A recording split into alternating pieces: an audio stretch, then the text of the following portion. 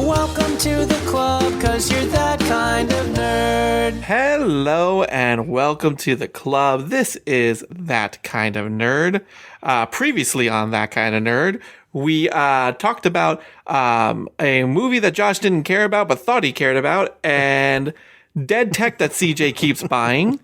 And we never got to my topic. And so we decided that I would take hosting duties again this week so that we could talk about my topic, which apparently is quite a girthy topic, as I've been told. So that being said, hello, gentlemen. I'm joined by CJ Mellon and Joshua Burns. What up? Hello. So, before we dive into this topic, I want to remind everybody where we stand currently with the points that are oh so important. According to my calculations here, Josh, you are currently tied for last with 6 points. Melissa also has 6 points for no reason at all. CJ is in the lead, but only by a margin by 8 points. And if the listener figured out what the gimmick was last week, they got 5 points. Congratulations to you. If you did not figure out the gimmick, I will give you one more chance. You can try and guess who's going to win this episode, and then you will earn 5 points yourself. Okay, that being said, shall we dive in? Or is there anything you gentlemen want to talk about? Any news you saw? Anything that happened in your lives that you wish to discuss? No, man. Let's put a cap on last episode and do your topic. Yes, let's. So, my topic is currently pulling my microphone cord. Thank you, son. My topic has to do with the fact that, as you both know, and as a listener knows, I recently became a father. And that being said, he is growing up way too fast. As they do. Yeah. He is sitting up on his own now. He is about to crawl. He is not crawling, but he is like lunging. He's inchworming, and he can move all around the apartment the house without ever having to put one knee in front of the other.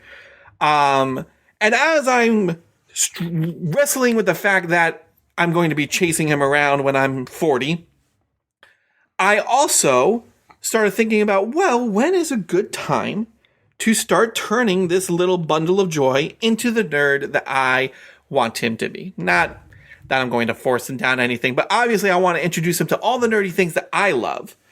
And I have said, you know what? I only know how it was done for me, and which was great, but there was also a lot less out at the time. Mm-hmm. So it might have been a little bit easier to, hey, all I had was 3 Star Wars movies and done. And, there was no such thing as a Marvel Cinematic Universe or anything like that.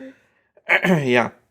So I have 2 parents that do this podcast with me. And I figured, you know what? Let's see what they have to say. And your points will be determined by how much I like whether or not what advice you have to give me about introducing the nerdy world to my son.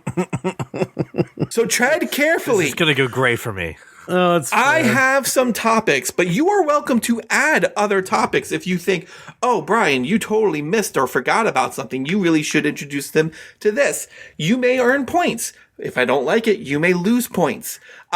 So be careful with how you decide to give me advice on how to introduce the nerdy world to my son.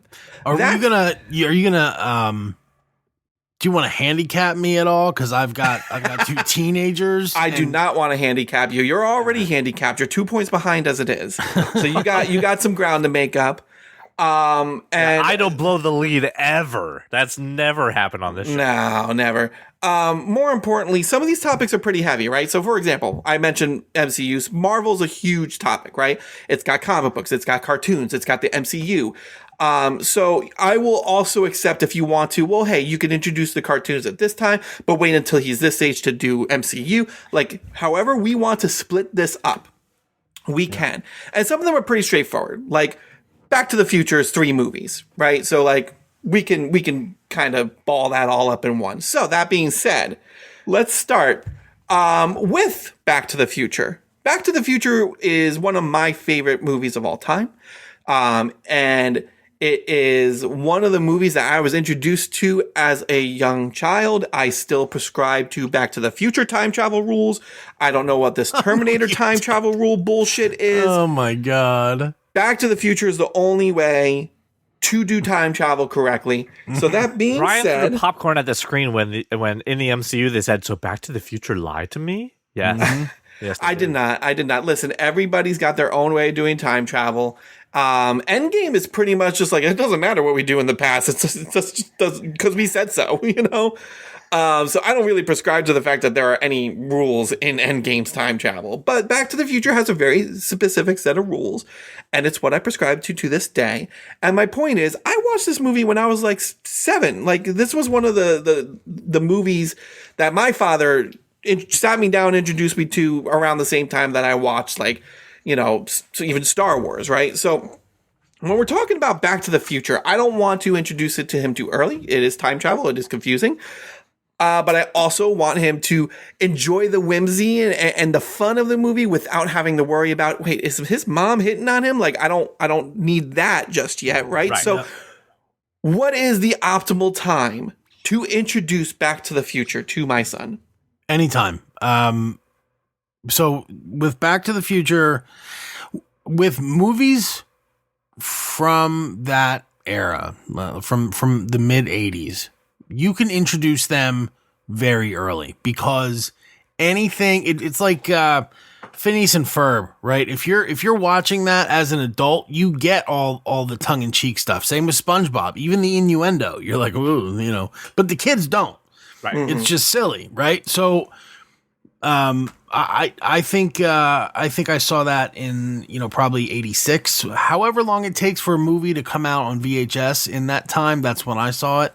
But I will say this, right? For like as a governor for my sort of my input on this topic is that in the 80s, you couldn't do violence. You could do hypersexual. Yep. Even at the PG rating, and no violence whatsoever until you get to like R, right? And now it's completely the opposite. You can murder people in a PG movie, but there can't be even a whiff. I think part of that is at the time PG-13 didn't exist. I think. Well, and that very well might be, right? But there couldn't be a whiff of sexuality now, right? At PG-13, but murder and everything. So like just anything that I say is kind of going to be governed by that. Back to the Future, I think you're fine, especially younger. Yeah. The moment he starts to understand how to use an iPad, that movie is done. Okay, so somewhere after he learns to talk, but before he learns to use an iPad. Yeah, the minute he can navigate to YouTube on his own, that movie's out. See, why is that? Why is that the approach? Technology. This is my thing of like when the prequels came out versus the originals, right? I'm just saying, listen, the CGI starts changing, the technology changes for the special effects. Kids get used to a certain standard, and if it doesn't deliver up to that, their engagement just goes boop. I didn't find that at all, really. I get it. Like iPad technology is pretty advanced, and something you don't really see in Back to the Future. But really, I mean, in Back to the Future 2, like there's plenty of like advanced technology that we have now, you know? Right, but like from a practical, what's at my fingertips as a 5, 6, 7, 8-year-old kid, our 2015 was far beyond 1985's 2015. You know what I'm saying? Right. Like, then where's my rehydrated pizza, Josh? Where is my rehydrated pizza? You could listen. MREs are like an actual thing. It's not a like, pizza. Anyway, I'm sure they have a pizza option. They've got lasagna. They can on pizza. It has to be a pizza. Damn it! Need tiny Dominoes. So my thing with this too is there has to be. Back to the Future is great in the sense of it's got little gags and goofs and manure, right? Oh no, Biff's and manure. That it is entertaining for a younger kid, and then I think that if you are introduced to that, especially now, and you're in the double-digit age bracket, you have gone way too far. Also, it's referenced in so many other things that's also part of the gateway, right? Is one day they'll be watching X, Y, or Z, and they'll have something that is a Back to the Future reference in it, or you'll see the DeLorean in a toy aisle somewhere or something like that. And that's when it's, is there interest? Is there? Okay, cool. Let me sit you down and show you this, right? And I think that's kind of the big thing for this is that if you hear a reference, it's a great way to just say, we can sit down and show you this thing, right? And I think Back to the Future, to Josh's point, you can easily distract a small child when things are getting a little steamy or a little just kind of too romantic for them, and they'll be like, ugh. Versus, when you're 13 and they're just like, this has gone too far, hasn't it? Yeah, you should have watched this earlier, and then we can talk about how this evolves. But I should have traded in on the nostalgia before you hit a double digit anywhere, right? So I don't know if I would go as aggressive as Josh on the sense of the second they get an iPad in their hands and they know how to navigate that, game's over, because that starts at 4 or 5 now. Like it's over that quick. No. You're handing them at that point. You're handing them an iPad. No, like this stuff is built into preschools and kindergartens now. Okay, like that's part of the curriculum is an iPad because that's how the world is now. So you guys in your fancy preschools. Yes. I know. Plus 1 point to Josh for actually making a point. Only half a point to CJ for just pretty much stealing Josh's point and then adding a little extra something onto it. I thought we had 2 very different points, but okay. Let's move on. Let's tackle a bigger topic. Let's tackle video games. I'm going to save Marvel. Let's tackle video games. Now, we can separate this however you want, because the way I viewed it is, okay, there's the classic video games that I grew up with, your Nintendo, your SNES, right? And I have all that stuff. I also have the modern stuff. Obviously, ratings will apply. He won't be playing like Call of Duty when he's, 4. But like there are plenty of like modern games that are made for kids. We're talking about your future here. Stuff like Crash Bandicoot and Sly Cooper that I would put in like the modern gaming. Even some like modern Marios and stuff, which are pretty advanced to play. So, if there's any other categories you have, go for it. But what are your thoughts on, video games as a larger topic? How do we split it up, and when do we introduce it? The gateway is Nintendo. That is how you get kids into video gaming. That and you like we started with like Super Mario Odyssey and Mario Kart as the gateways to this, right? Because the peer influence they're going to get is Roblox and Minecraft, and by his time, I don't know what the next generation of that thing's going to look like, but those quick hit online video games have become very popular. But Nintendo is the gateway that lets you do consoles and like AAA titles, right? And kind of saying this is the difference between a mobile app and a video game, right? Those are 2 different things. While they're all in the video game category, Mario Kart is very different than anything that you'll play on an iPhone or an iPad. So Nintendo's the gateway. I hate to be the guy who's going to break it to you. By the time that your son is old enough, Crash Bandicoot, the original Zeldas on Super Nintendo and stuff like that, half of the reason that we love those games are the nostalgia of that game. It will mean nothing to him. The game mechanics are janky as hell. Yep. Those games died with us. The same reason that we, the 3 of us, when we talk about retro gaming, none of us talk about Atari. It's not it. We've passed. The technology is too far. You may find 1 or 2 things that resonate with them. I've got the girls to play the NES and SNES on the Nintendo Switch, but it's in short bursts and it's not as much fun. And Mario Kart on the SNES is something that they'll play, but only because they played Mario Kart on the Switch. So unfortunately, there are a lot of good games from back in the day that will just come to pass, that they just won't care. And one day you'll be sad about it. And then as they're older, they'll pick up an older console, but you're not going to get them while they're young. But Nintendo. CJ, I was going to give you 3 points, and then you burst my bubble. So plus 2 points to you for the guidance. And I agree. Nintendo is kind of the gateway, right? Josh, anything you'd like to add, Josh? Yeah. So I gave I gave both kids access to a PS3 and whatever games, right, and an Xbox One. And they played fine with those. We bought the Nintendo systems. We bought a Wii U. There was a lot of Wii U, and it was fine, right? Those games are great, but the games that really kind of stuck, especially with Christian, were the entire universe of Lego games. So I would say, and I think this does a really good job of deepening Max's connection with other parts of his nerdy world, right? Where you have, Lego Harry Potter and Lego Marvel and Lego Indiana Jones and Lego The Incredibles. And I mean, so there's all of these Lego Star Wars, and there's a ton of Lego Star Wars, but like the Lego Harry Potter, the Lego Marvel series, the Lego Star Wars, the Lego Batman, like all of these games, man, Christian spent hours and hours and hours and hours. And the only games I could think of that he spent as much time are the WWE games. Man, did he love those. And what the way I got him into that was, there was a WWE game, maybe it was like 14 or 15, that was all about the Attitude Era, which is like kind of when I grew up, right? So yeah. I got to introduce him to like all this stuff that was happening, and I could talk to him and add context about like what it was like watching this stuff for the first time, whatever, and kind of let him experience that stuff that way. I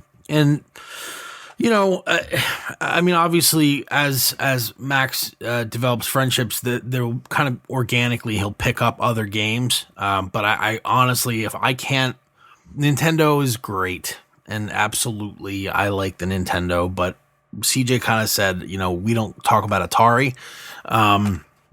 It's just not relevant. It's not. All of the Lego games, I believe, are available. But there's very little else other than like outside Mario, and I would really recommend just sticking with the consoles that we know will continue to live, PlayStation specifically. I've never done PC gaming with Christian. Maybe that's the next thing. I don't know, but it's probably, unless he's going to build a computer. But this is where I would start is all the Lego games, because he can play those super young, and there's problem solving and puzzles, and there's not a ton of dexterity required, and you don't really die the way you do in other games that you just kind of respawn and keep going. And it's just kind of goes forever. And I really, really like that. The Lego Batman, the different suits and the Spider-Man suits and all the, like, just very, very, very cool, and a link to other areas of entertainment. So that is my question, and it's a really interesting point that you bring up. And Josh, plus 2 points for you for bringing up the Lego games, because this was going to be my question. I'm right there with you. Lego games are great in terms of like for a younger audience and everything, but they are based on a lot of IP that I want to introduce them to. So what order do we do this in? Do we play the Lego games and then introduce the IP, or do we introduce the IP and then play the Lego games? For Christian, it was the games deepened his connection to the other things. And this is very much a way it happened for me type thing, and not a recommendation I'm making, but it's just kind of the kid that I had.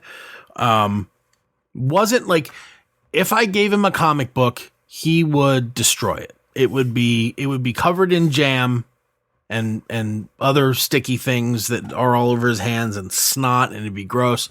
But if I gave him a giant heavy almanac of every superhero in the Marvel universe and every supervillain in the Marvel universe, he will read that cover to cover and memorize all of it. Right. Okay. So depending on the kind of kid you have, right, it's really just about, it's about letting him come into these things at his own speed, and with his own kind of intensity, and some of it's going to be super intense, and then you just feed that. You just pump it in there, like as much air as you can pump into that part of the like. Yep. As soon as you see him go, I love this, you just flood him with it, right? And like it doesn't matter what it is. If it's Harry Potter, flood him with it, right? If it's for my kids, super early, it was like Umi Zoomy and Blue's Clues, and just flood, right? Everything flood, and then they will quickly pick up on all of the lessons and things that they're being taught with this entertainment, and then move on to the next thing, and that's fine. But that's the kind of thing you got to be ready to, like, I mean, literally unplug the dam at that moment. Like as soon as they love it, push them into it. All right. I love it. And, solid advice, Josh. I'm going to give you another 2 points for that. Just overarching advice. There goes my lead, by the way. By the way, Josh, I am now looking on because I agree. I think I'm going to use the Lego games right now because I'm struggling to get my kids bought into CJ's taking notes as well. Oh, hell yeah. And we've had this conversation a million times independently, right? Of just like, I need to find out the way that I want to introduce some of these things. And I think you're right on with the Lego games. And to your point, my youngest right now is showing interest in the PlayStation. Like, she wants to play Hogwarts Legacy, and she wants to play Spider-Man. Like, again, Gwen loves Spider-Man. Surprise, right? So anytime I try to play Miles Morales or Spider-Man on the PlayStation 5, I do not have that controller in my hands for more than 30 seconds. Once she hears that beep, immediately she's got the PS5 controller, and I'm just like, all right, swing around. Oh no, there's a bad guy. I'll help you fight.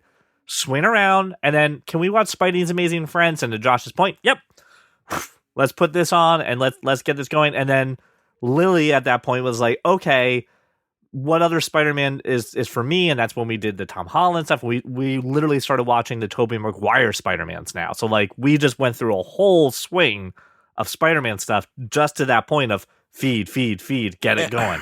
And you'll find that, maybe that's not the right sequence, right? Like to put my kids, when they were young in front of okay, we're going to watch Harry Potter. Like, oh yay, Harry Potter. Right. Cause they hear me and Laura talk about it and they want to watch it. Right. You put them in front of it.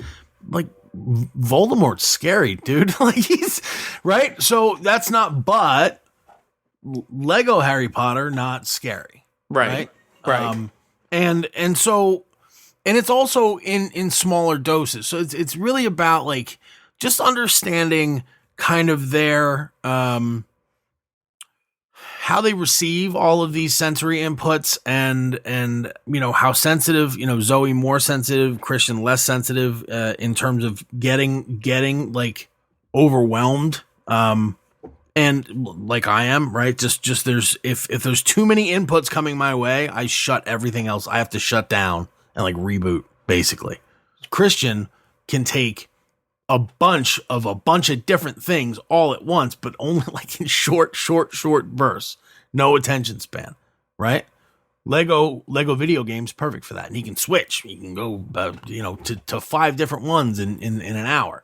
I'd also like to take this moment to torpedo my own points and just solidify the fact that I'm going to lose this episode with the sense of when I was growing up, my dad was very much into model trains and very much into the math and engineering of all of that, right? And getting that to work. And he built a whole big village downstairs in our basement that would run his model trains, a 20-foot platform, right? That was 7 feet off the ground. That was there to run his model trains, and all 4 of his boys didn't give a shit.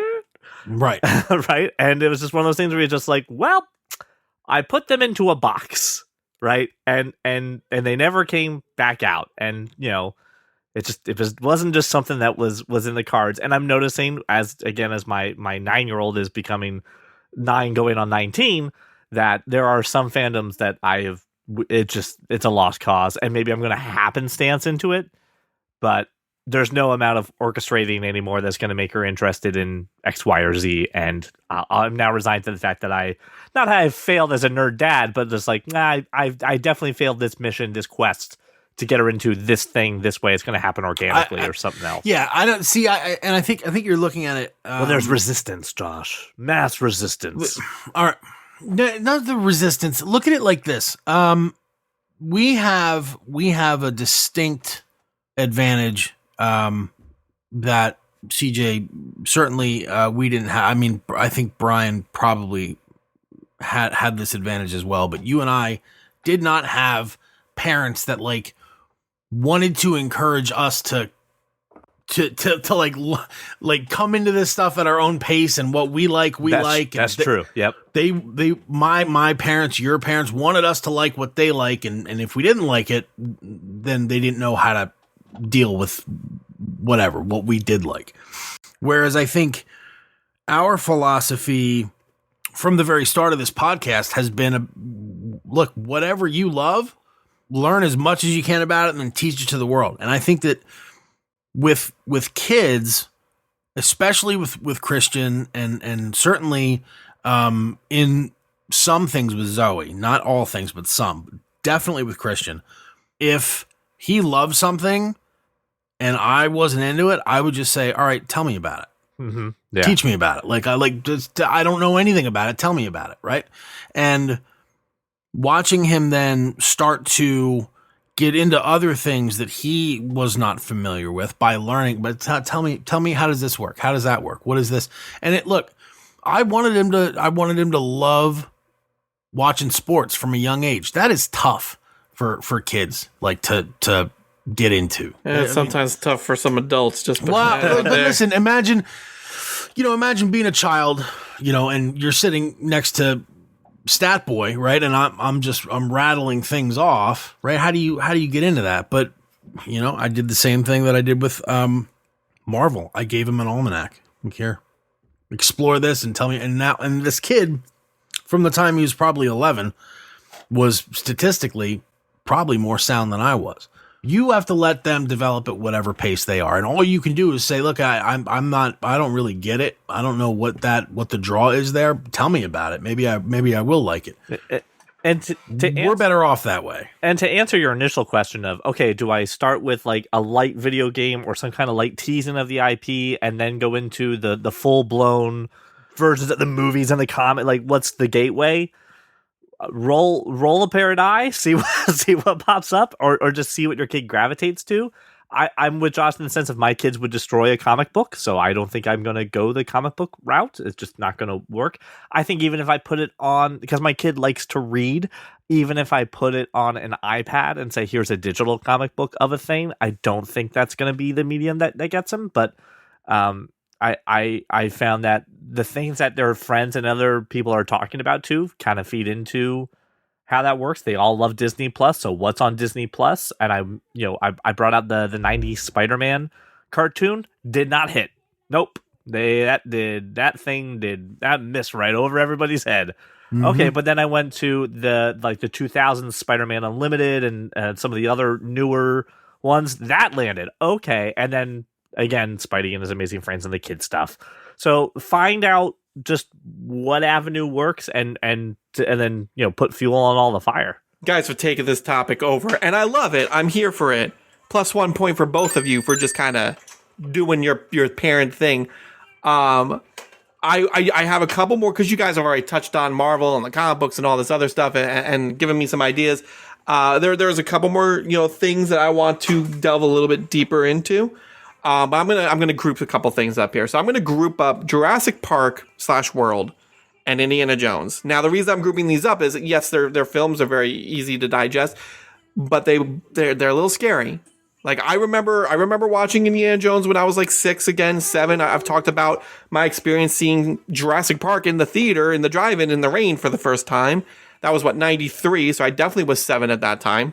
A little scary, right? It's a fond memory of mine now, but I don't want to scare my son out of ever watching these things again. So what are we thinking as far as some of those little bit more mature, but still fun, right? Like there's no definite dismemberment in Jurassic Park. There's just allusions to dismemberment, right?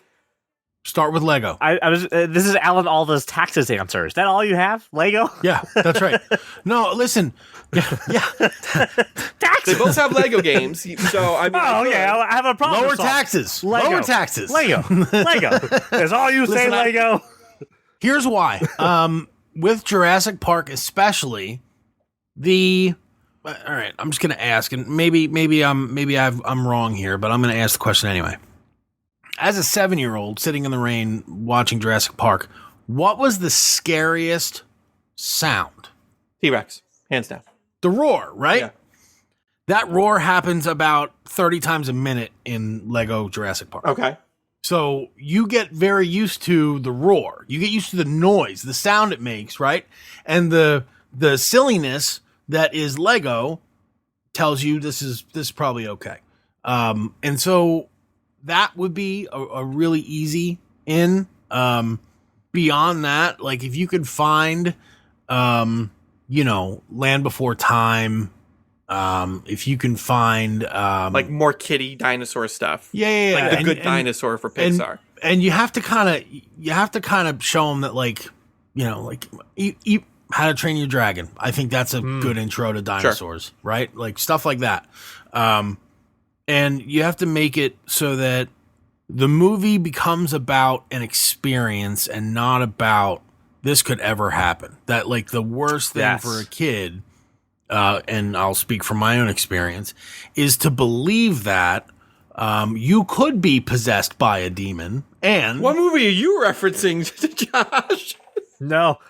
Hold on. No. Straight up facts, because the other day I'm lying with Gwen, putting her to bed, and out of the fucking blue, she goes, very upset, Daddy, vampires aren't real, right? That can't happen. I'm like, oh, I missed something today that you watched that I was probably... She watching an episode of True Blood or something? I don't know what happened, but something with vampires came across your radar today. Maybe even later, earlier before. No, and they're not real, and they can never be. So that fact is in 100%. We laugh, right? You laugh because you're just so little. Of course, no. That is a real thought that pops into their head, right? That you just gotta stay ahead of. So yeah, not necessarily desensitizing them to that, but just reassurance of the thing ain't scary. It can never happen. This is the make believe portion of it. That's a real thing to consider. Yeah, you got to teach them to, lift up their wand and go ridiculous, and then it's fine. But like it's hard. Like being able to convince a kid once they have the thought in their head. That's it. It is really difficult for you to reassure them once this thing seems so real. So if we start with fake, if we start with cartoon animation, hyperbole, start with Lego. Then I think that everything else becomes very, very simple. And look, Lego, again, has a ton of not just video games, but entertainment stuff where you can, this is a really easy in. Mm-hmm. I've never thought about this. God damn. So I'm hearing from Josh just from a lot of these topics, and we're about to go into the big ones in a moment. Either start with Lego, start with funny, right? Or start with cerebral. Here's an almanac, study it type of thing. Learning, I think, is the key here, right? Once I've a got child, DC encyclopedias, Marvel encyclopedias. No, I got them that's all. not what I mean. Sorry. Let me qualify. I feel like once a child, once a topic is demystified for a child, it's far easier to consume at face value. Sure. And it doesn't hold any kind of mysticism or potential threat. Right. And honestly, I think it's very much the same way for adults, human beings in general. The more we know about something, the less it scares us. Yeah, we were given a book of female Marvel superheroes for Gwen, right? And we sat down for a good month, and our bedtime story was reading basically a profile on Miss Marvel, on Kamala, on Gwen, and obviously she liked Gwen, but kind of talking about who these characters are. So that way, when they showed up in other properties or other things where she's seen them on screen or sees us watching them when we're watching a show, there's some kind of interest in them. And then to Josh's point, I'm in the know. Oh, I know that thing, right? And if they feel like I know that thing, I'll watch the thing that you're watching, right? It's a little bit easier because they've got some skin in the game, and they want to see what mommy and daddy are watching and how that comes up to it. The other piece to this puzzle, right, which is the obvious piece, is in your case, Brian, and Cassie has to get her 2 cents in it too. Of okay, I want to introduce him to Back to the Future. I don't think that's appropriate. Or, yeah, no, great. We should have done that a long time ago, or whatever nerdy interest she has, and she can also be the in, right? Like Harry Potter, I defer all of that to Jenny instead of me, even though I look like Harry Potter. I let her do that because she's smarter at Harry Potter than I am. So I'll let her figure out when the kids are going to get all of that, right?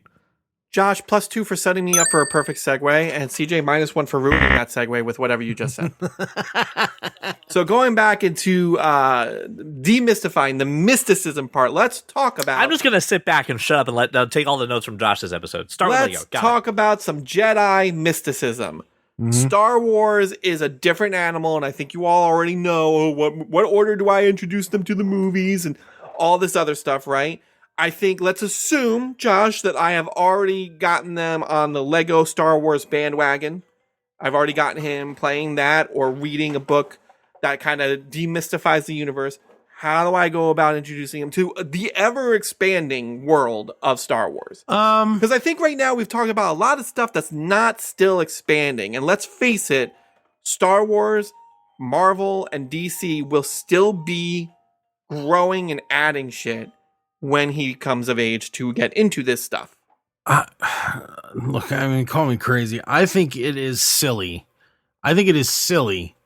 To introduce someone to Star Wars in any other way than with A New Hope.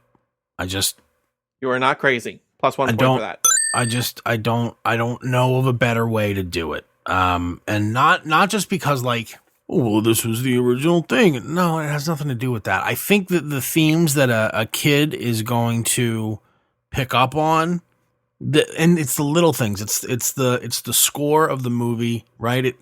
It cues you with music when you should be hopeful, and it cues you with music when you should be fearful, and things of that nature. So if you're already going to introduce, if you're gonna have the entertainment animation backdrop, right? I think the way to bring him into the movies is with A New Hope. And I'll also ask this question.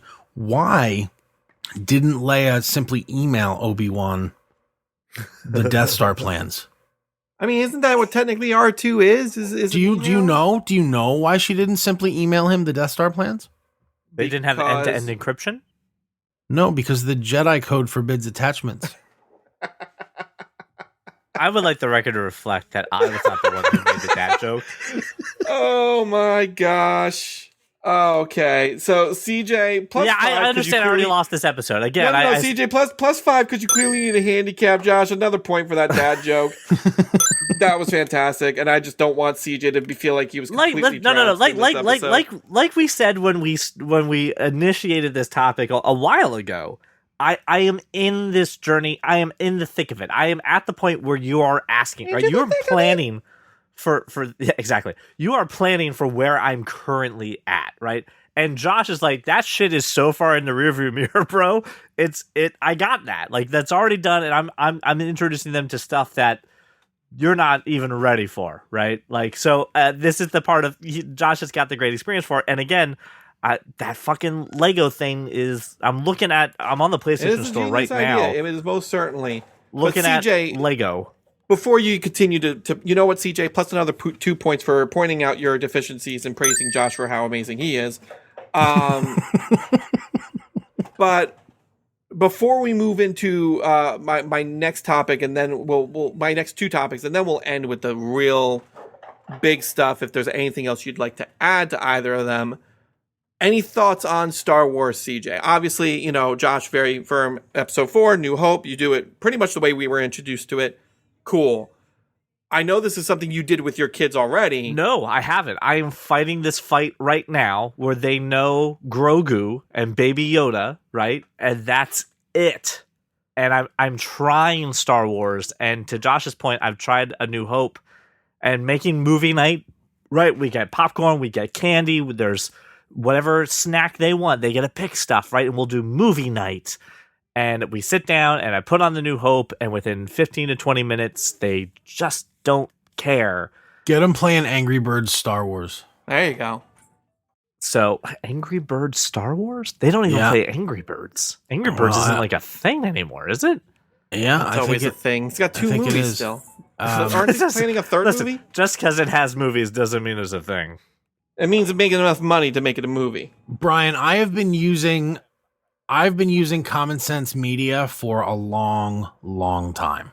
I'm not a big fan of being told arbitrarily what is appropriate and when. As a matter of fact, I generally revolt against that. Like, if you tell me this isn't appropriate, I'll tell you, who the fuck are you, and I'll do what I want. That's very appropriate, Josh. That's right. But here's what I do know, right? Well, at least what I've learned about myself is that I am not a very good example for what is appropriate to teach a child, right? Like, when a child should learn these things, my experience is not a good litmus. So, commonsensemedia.org is a website where if I want to know, is this appropriate for my child, right? They're going to err on the side of caution, right? But if I look up Star Wars, for instance, it's going to give me, like, here's the age we recommend, and here's how we recommend getting them into it, and here's what we would do, and blah, blah, blah, blah, blah.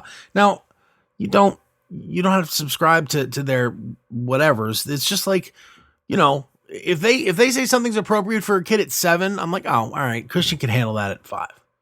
Right. It's also partly knowing your kid. That's right, and that's the thing is I'm not allowing some website to govern how I interact with my child. But what I am saying is I know enough to know that I'm not a good judge of what's appropriate. That much I know. Right. So let's see what the prudes think is appropriate.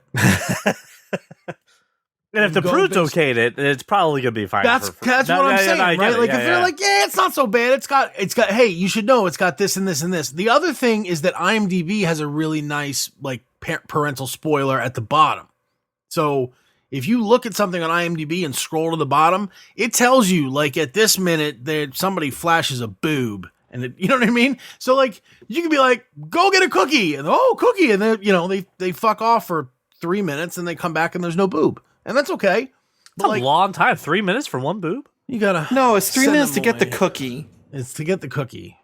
Yeah, because, and then the other part is the peer pressure, because my daughter is coming home right now going, everyone's talking about the movie Megan. I want to watch. I want to see. Good Megan. Lord, no! And that's a rated R film.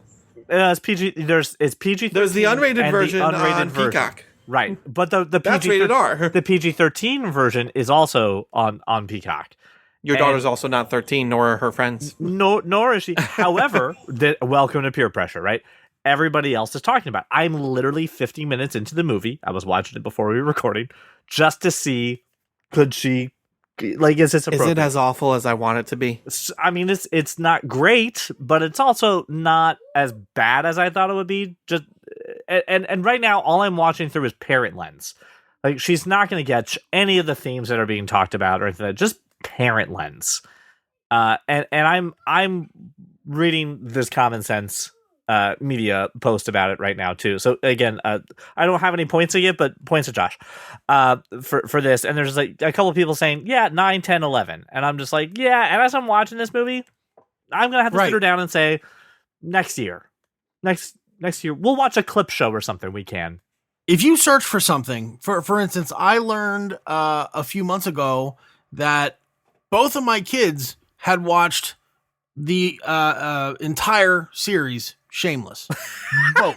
That is not for them. I've seen like a handful of episodes. Now listen, I have entire never watched, series, Josh. I have never watched an episode. That's like 8 seasons. I know. They're both scumbags. I've never watched an episode of Shameless because I don't like entertainment with just the worst kind of scumbag people on earth. I won't watch It's Always Sunny in Philadelphia because Dee is the worst person who's ever been born. So like I'm not watching Shameless because I know it's just a bunch of scumbaggery. And then I'm like, the kids are like, yeah, I watched Shameless. What is that? What's the problem? I'm like, oh Jesus. Plus 5 points to both of your children for somehow getting 8 seasons of a show past you. Wow. Are they staying up till 1 a.m. like you? Like, what is the... Yeah. Listen, Zoe has watched the first 15 seasons of Grey's Anatomy thrice. You know what I mean? Like, oh my gosh. Here's the thing, though. They're not watching. It's just on. The Burns kids are also built different, right? It's like, that's right. It's just on. My children are built to consume this stuff. But here's what I'm saying is, so I go to Shameless on Common Sense Media, and I'm like, all right, how big of an asshole am I? Right? And look, what I do like is Common Sense says it's 18 plus. Parents say 16 plus. I'm like, Christian's 15. That's fine. Kids say 14 plus. It was always 13. That's fine. We're good. We're good. Right? We're not. But you get my point. Like Common Sense is like, you should be an adult to watch. I would have avoided it, but because it happened, again, to your point, how much damage control do I have to do? Oh, not as much as I thought. Right. So, and okay, other parents are like, all right, 16, right? And here's the thing, like, my kids are like, look, you watch it, but understand that there's gonna be sexy time, and you're gonna be uncomfortable, and if you have questions, you can come ask. But like, none of the stuff they're doing on that show is okay. None of it. Yep. Right. Mm-hmm. And so like, once you're able to have those conversations in a mature way, and certainly 7, 8, 9, that's not that time, but like it's different. And if I can just look, we are at a very, very interesting, Christian's 15 is always 13. And like, Christian's got a girlfriend, and that relationship is becoming more important in his life. And Laura, she's struggling a little bit. Right. And she's like, you're not having a problem with this? I'm like, I was built for this shit. Like, I don't know how you've survived the last 15 years. Right. I'm good for taking over from here. I was barely hanging on like the entire time. I'm not built to talk to children, right? This is how I talk to them. But this I'm ready for. Like, I am ready to guide them both into the next phase of their life in a way. You guys balance each other. Look at that. What a great relationship. Hey, by the way, shameless plug. In 7 days from now, Laura and I will have been together 25 years. Ooh. You know what? I'm going to give Laura 10 points for sticking it out 25 years. I know she's listening, Laura. Enjoy those points. And my message to Laura is, if she is struggling going to this point, I've got an infant she can come by and hang out with and remind herself about those early years. Well, what a reminder of is she doesn't want a baby. So again, an advice for me, because we've tapped out of my brain's ability to really kind of keep going on it. You're gonna fuck up. You're gonna make a mistake. You're gonna introduce them to something that you think that they'll love, that they'll hate. Something that you think isn't scary, that scares the shit out of them, something that they're super passionate about that you have no desire to watch. All that stuff's going to happen. The fact that you're even asking these questions is an important piece. As long as you and your wife figure it out together with them, everything will be fine. And then one day you'll be ready, like Josh, to just be like, I was built for this moment. I'll be able to handle it and take it. And then just don't beat yourself up when either something doesn't work, or if something that you are really happy and passionate about doesn't translate. I don't know if he's going to love figurines. I know he's going to inherit a shit ton of them, so he better get used to them. But, hope to God he likes it. No idea what you're talking about. CJ, you know what? Plus 3 points for your intuitiveness as far as the inherited figurines. And, again, this is a conversation my wife and I. All right, cool. 3 pity points. This is a conversation my wife and I have had, right? Yep. Like when she was pregnant, I was like, I can't wait to introduce him to everything. She's like, you need to get real with the fact that he might not like any of it. She's like, what if he likes sports? I say, no. Send him my way, bud. If he likes sports, you are my first phone call, Josh. I will conference call. Here's the thing. There's some great ways. There's a great way to plug into that, right? And like Christian's favorite sports movie of all time is not the sports movies that I showed him that I love. His favorite sports movie of all time is Remember the Titans, and I'm over here like, such a great. That is not a sports movie. That is a sports movie. Yeah, it is. No, it's a coming of age movie. It's a movie about change. It's a movie about humanity. This is not. There's so little. There's like all the love and none of the game. It's like Ted Lasso's not a soccer show. Is that what you're saying?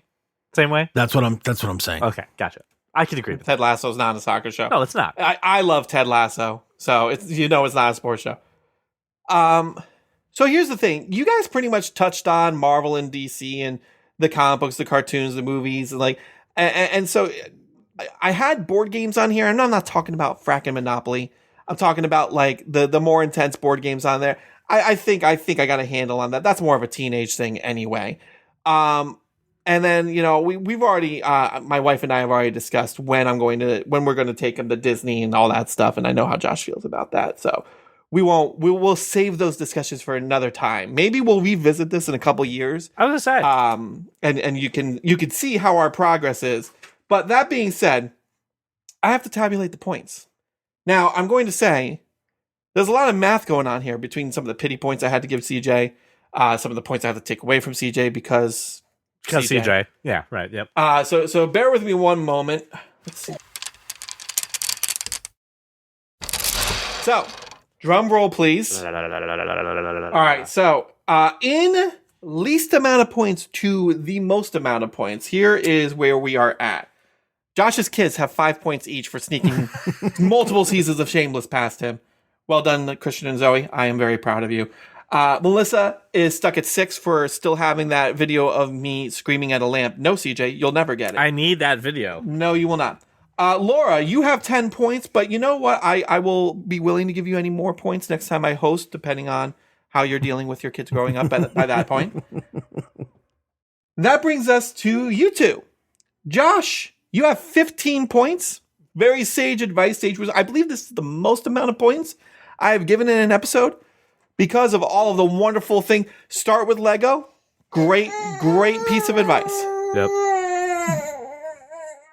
I know. I'm upset by this too. Because CJ wins with 18 points. The 5-point handicap. Your pity points and your handicapped took you over the edge. Without those points, you would have been stuck at 10 points. So congratulations, CJ.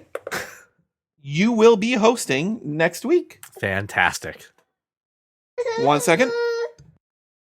I also would have the exact same. He's demanding a recount, and he's not wrong. It is my cue to wrap things up. So, listener, I hope if you are dealing with the same things that CJ and I are dealing with, that this episode helped you. And if it didn't, too bad. I hope you at least enjoyed the conversation while you were walking around your neighborhood, cleaning your house, taking care of your kids. Who the heck knows what you were doing? But thank you for listening to us, and we will see you next week. Well, welcome to the club, 'cause you are that kind of nerd. Where's just a Lego Star Wars collection, by the way? I'm frantically trying to find there's a giant collection. I mean, huge. Lego Star Wars. Much stuff Star here. Wars is probably the biggest expansion of the Lego. That's what I've got Star Wars the Galaxy Edition. It's huge. The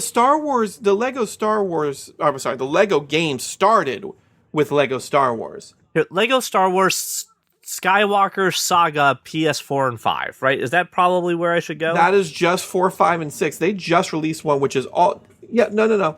They released the complete saga not too long ago. That was for the Wii. Now, the latest one on Nintendo Switch is the Skywalker Saga. Oh, actually, that is everything, because that includes the Rey. You'll see Rey on the cover box and Finn. That's everything. $60. I'm going to try them with something else before. Really? Because on Switch, it's $27. Oh! Through Amazon.